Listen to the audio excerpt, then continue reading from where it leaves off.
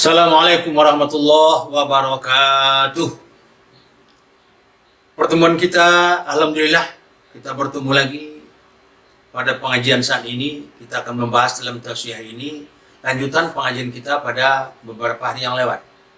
Bahwa kita ingat kembali judul kita kemarin ulangi, judul kita adalah musibah adalah akibat perbuatan manusia.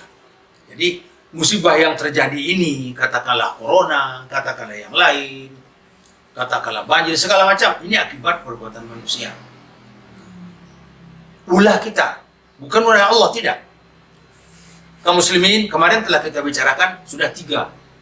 Kalau kamu melakukan kejahatan, 15 macam contoh kejahatan yang kamu lakukan itu, kata yaitu Nabi, sudah berhak kamu mendapat cobaan dari Allah. Sudah berhak, bayangkan. Jadi 15. Baru kita bicarakan 3 baru. Yang keempat lagi saat ini. Yang keempat ialah wa ata'ar rajul zaujatah. Suami sangat patuh kepada istri. Nah, ini yang paling bahaya kaum muslimin. Tidak lagi ar-rijalu qabla nisa. Sebelum ini sudah pernah kita bicarakan. Suami pemimpin rumah tangganya. Ini sudah tidak. Istri sudah tidak patuh lagi kepada suami. Dia malah ingin mengendalikan semua. Dan istilah orang sekarang, DKI. Di bawah ketiak istri.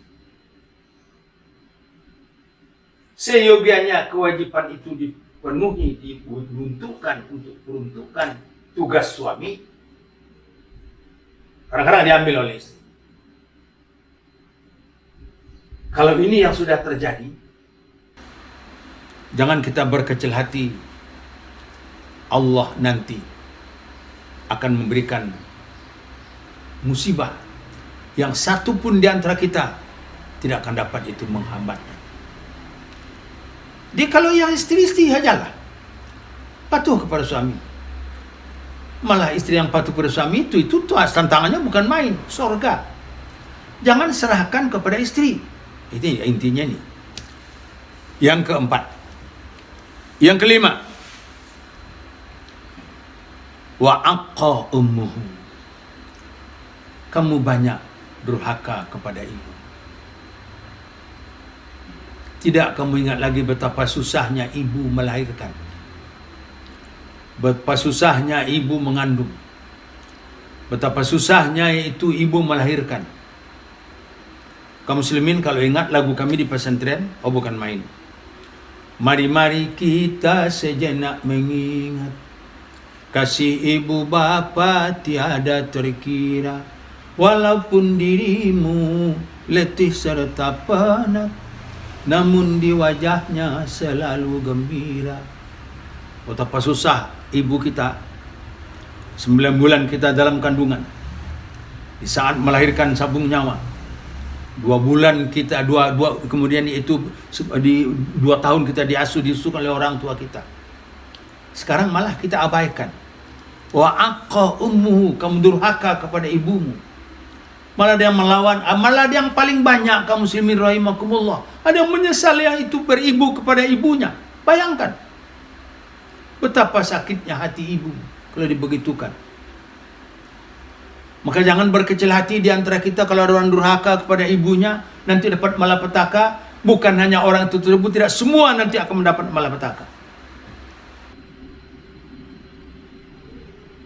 Kaum muslimin yang kelima. Yang keenam, wa barra sadiqat, berbaik-baik dengan teman. Ini amat lain anak-anak kita sekarang. Amat lain kaum muslimin. Kenapa amat lain? Dengan ibu tidak berbaik-baik, malah tidak tegur sapa. Ada yang seperti itu. Tapi dengan temannya bukan main. Dipanggil oleh ibunya, mari anak, tunggu lo, tanggung sebentar lagi. Coba temannya datang, langsung cepat lari. Jadi apa? Berbaik-baik dengan temannya, dengan ayah, dengan ibu, dia cukup.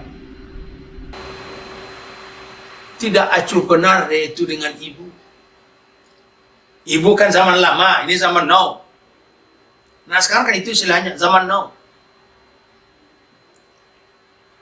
Selama anak hanya lebih mementingkan kehendak temannya, menurutkan kehendak temannya, patuh kepada temannya, maka jangan berkecil hati kaum muslimin.